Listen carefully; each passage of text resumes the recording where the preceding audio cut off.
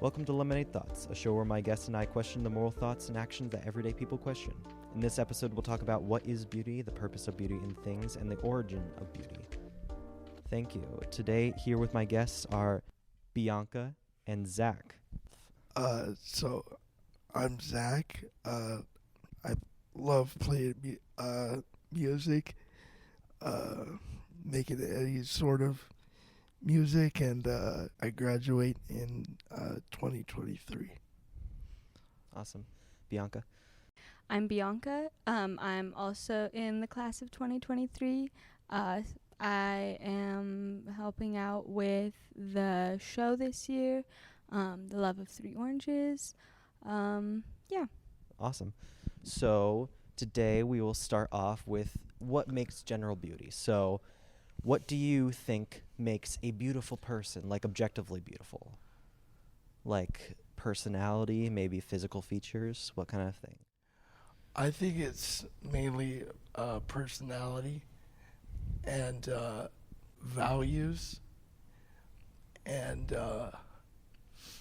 just what their story is, what their background is, where they come from, what they've experienced, etc.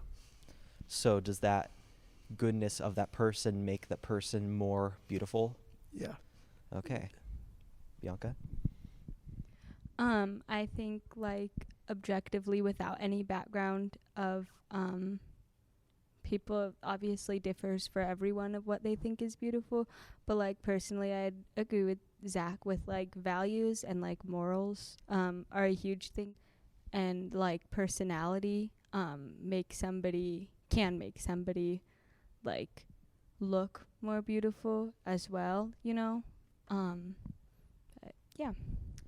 So there's a definition of beauty, a combination of qualities such as shape, color, or form that pleases the senses, especially sight. Would you agree with this in all things that are beauty?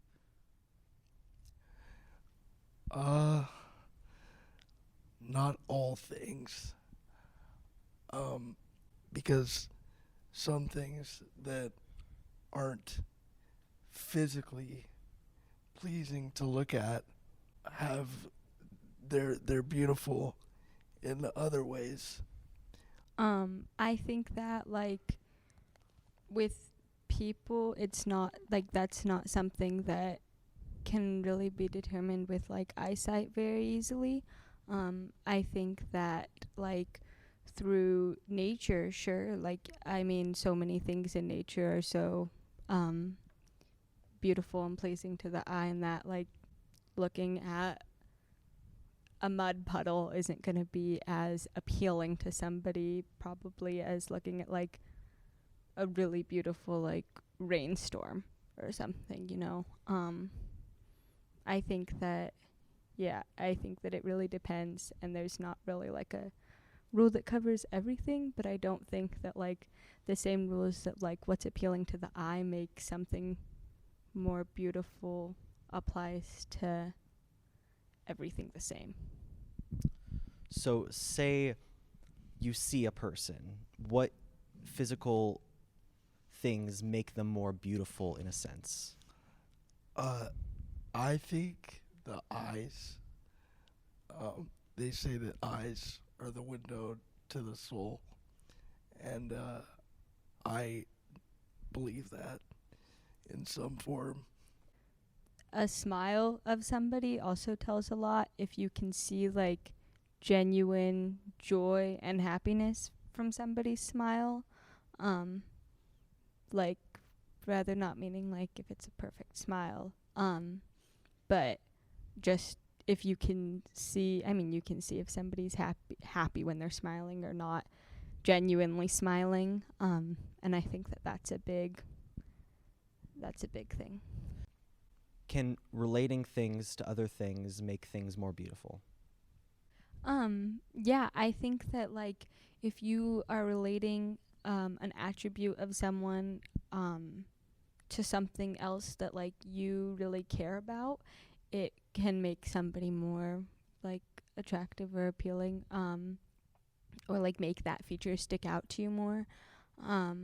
I think like especially if someone has a feature like that reminds you of like a family member that you really care about or something, that like it could make you like be like, I don't know, care about that person more. So can an attribute from a parent make another person more attractive because you grew up with that parent? You've understood like those kind of qualities that make a person more beautiful, that like your family can reflect more onto the other person. That's not what I was meaning to Okay. say. I was just, I mean, you said like relating something to something else. And if we're talking about like physical features of people, I think that relating physical features of people to other people are like easiest, um, obviously. But I was thinking more like if you were like very close to like your grandmother, um, and you saw you met somebody that had a smile that reminded you of your grandmother's, I feel like you'd be drawn to that because of the closeness that you had with your grandmother. I think that it goes deeper than like, this is something that's just more attractive to me.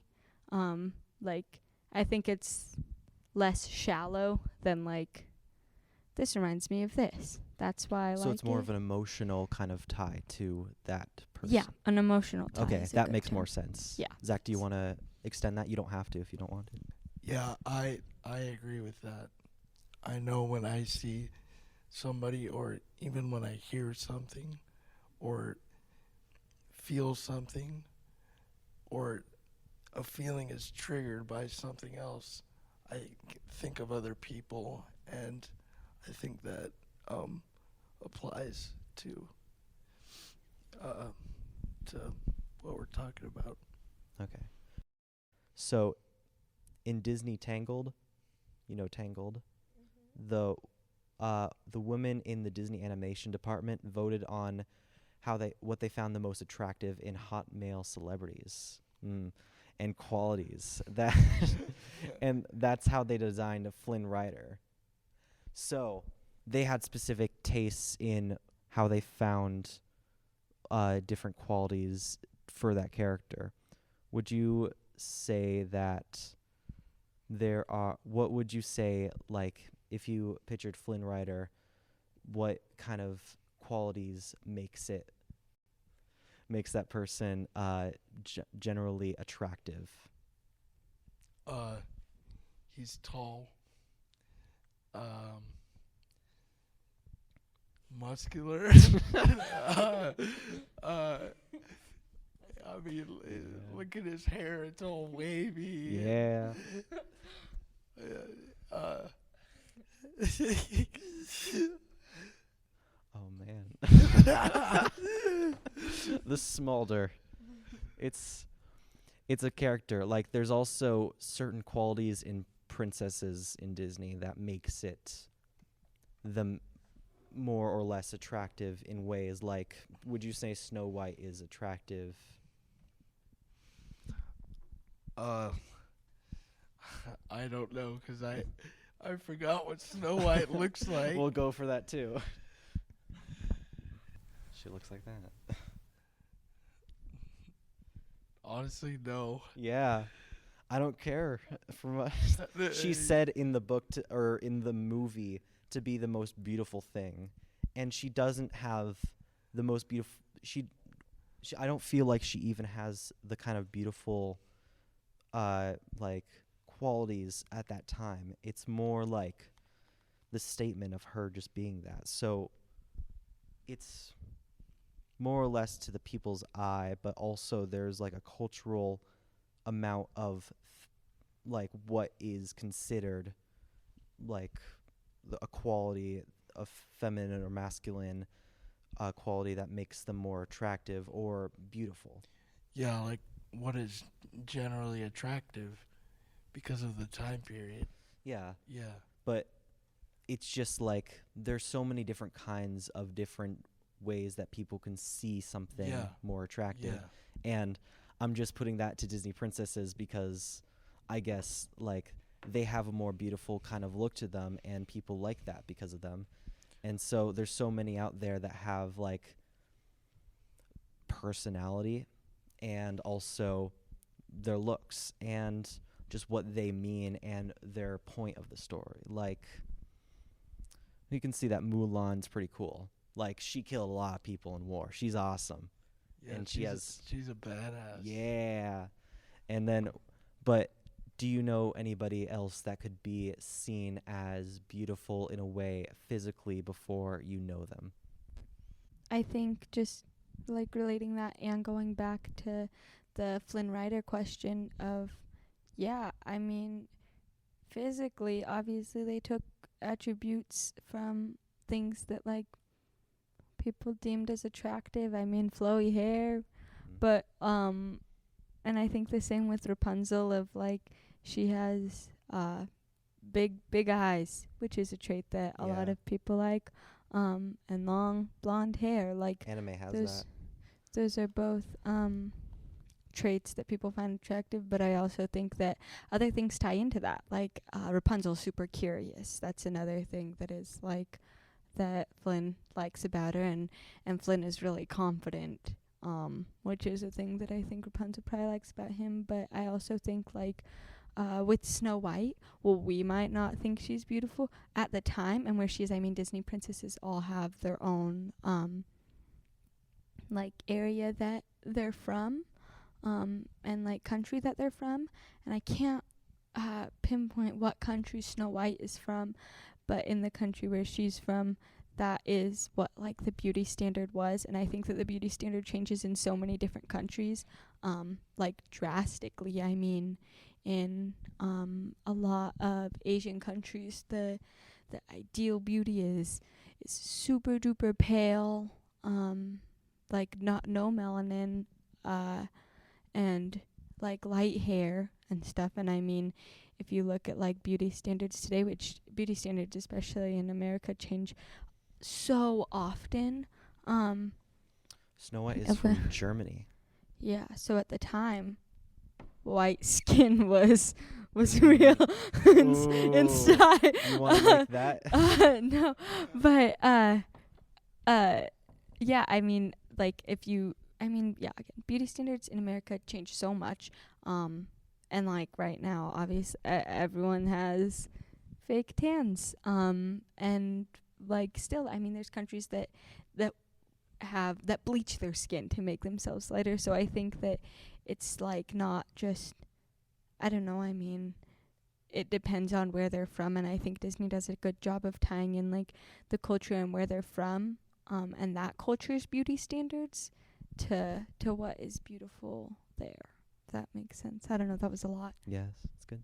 But we're seeing that a lot of these princesses can be tracked. Like you can see that she's not as beautiful as, say, Moana or something. I guess Snow White, yes. And because there was restrictions to how a person could look. You know how there was a certain unity of how a person should look or how a woman or man should look in a way. And that is considered like it got more loose in terms of how a person could look or how a person could show themselves or express themselves.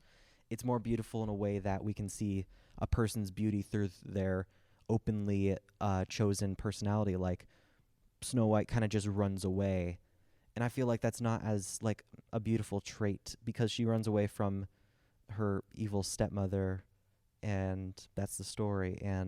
But Moana wants to go out into the sea because she really feels tied to going out and expressing herself and feeling freedom. And that just makes it more beautiful in a way and attractive as a person. And I feel like there's also how a person could look at a certain time period that makes that person like just objectively seen as like how far can you go? Like can you show them in a bikini?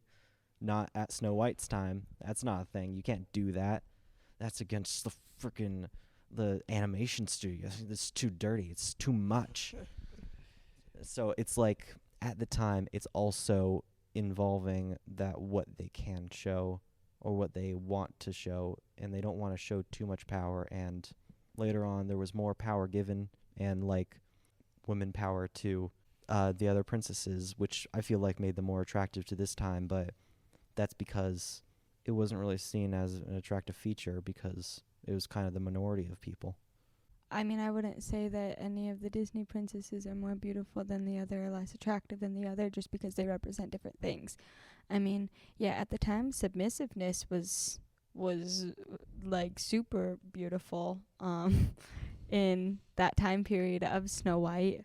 And I also think that so was the innocence of her not really having any experience like in the world. She didn't know very I mean, she lived with 7 old men. Yeah. Like that's not very And you know. her thing in the movie was that she cleaned their house. Exactly. So that's why she was beautiful at the time. And I mean, that's not something like she's hideous now because of that because I don't No. think that I think that it's just I mean, people have different tastes. But I think that also I don't think it's that like what they could get away with. Like I don't think if they could show Snow White in a bikini, would they? Like I don't think so because that's just not what was popular at the time. And I think like with Moana, it was more empowering. I mean, different different people feel beautiful at the time. It was submissiveness for Moana. It's empowerment, and again curiosity, which is a theme that we see in like a bunch of Disney princesses with Rapunzel and Moana and Belle and Ariel. Like that's something that's curiosity is a continuous theme with Disney princesses of things that find attractive. But I also think that beauty standards go out of style quick in society. Yes. The different kind of like, in Greek culture, it was very, very attractive to have a unibrow. And so girls would put hair, like glue hair onto their forehead in order to look like that. And that was more of a style and culture that people strived for. Wow, I didn't know that. I was gonna say if I would fit into Greek culture because I grow my the unibrow and I have to shave it. So, oh man, that's funny. Yeah. It's also the same thing with shaving. Like, it's like Yeah. in the past, people didn't used to shave, Yeah. and that was just an okay thing. And now it's so tied into the society because, like, it's also what we see, what people can see as beautiful, but also at the same time, it was a propaganda from the person who made the safety razor. It baffles me how people get so mad over whether somebody has body hair or not. Yeah. Like It's men just and natural. women. Like it's crazy how much things can change over time and what sets people on fire in a good way or in a bad way. Yeah. I agree. Like, I mean, yeah, obviously, women weren't shaving their whole body until like The I think the early 1901. 1900s. But also I think it's just 'cause they weren't making enough money. The razor companies, and that's why they started doing that. And I think it's just gotten out of hand. Yeah, the razor used to only be for men and for their mustache, and then they were like, oh, the other 50% of Earth, like just the 'Cause women. And beards must have been in style, and they were like losing money on their Oh my razors. god, yeah. But then they were like, we gotta put this to like other sexes. Like we have to make sure that like there's a whole another point of like sales that could be made if we make it popular. So they made headlines of girls in Paris being like, it's so nice to have my pits shaved, and it's so nice. And Girls in Paris, of all places, they don't shave now. no, They but don't. it was a thing where like people look at Girls Magazine and like United States women at the time would be like, oh my gosh, I need to get in style. Like Gotta be in Paris. there's a certain dress, there's a certain thing, and Paris was more just like exotic to them. And that's why it was seen as more of like a kind of just like, oh my gosh, it looks so good. I need to do this right now. It's Paris, baby. I think Yeah, I mean, Paris is also just It's an seen- influential place Yeah. now because, I mean, it's been a complete 180 since then, and Paris is, I think, ahead of the trends as far as reversing those things of, like, I don't think women shaving is as popular there as it is in America, and I don't think, like, I think there's a lot of things that women in America can't really do No. without getting like a second, like getting more eyes on her as they can in Paris. Just because I think they're just a little bit more ahead. Yeah. It was just seen as the high quality, like Paris, just Paris or something across the sea seemed more elegant and nice and like, oh man, that looks good. Yeah, just like people's perception of Paris itself and how Paris is portrayed like it's a city of love and romance. Yeah. It's been given this kind of like sense of it's better because of its fashion sense or modeling kind of thing because Yeah. it's been made in that kind of culture. Yeah. Okay, well, thank you for joining me, and I'm so sorry about any questions that were weird in sort of way. Thank you for coming. Yeah, thanks for having me. Thank you. Thank you.